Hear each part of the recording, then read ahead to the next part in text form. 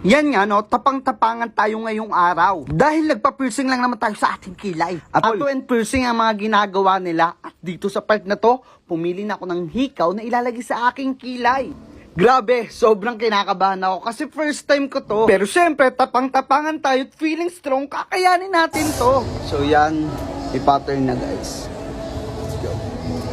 At dito nga, sinimulan na ni Kuya butasan ng aking kilay. Syempre, kalmado tayo dyan. Feeling strong tayo eh. Ewan ko nga ba dito kay Punch? Actually, napadahan lang talaga ako dito at bigla ko lang napagdesisyonan magpahikaw. And makikita nyo pala dito sa video na to, ganun lang kabilis yan. Guys, hindi siya masakit. Di kayo makakita ng reaction sa mukha ko. Kumbaga, literal na walang hapde. Mas masakit pang iwanan ka ng jowa mo eh, Eme.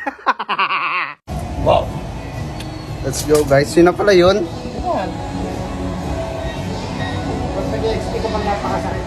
Hindi na. Kala ko napakasakit. Yun lang.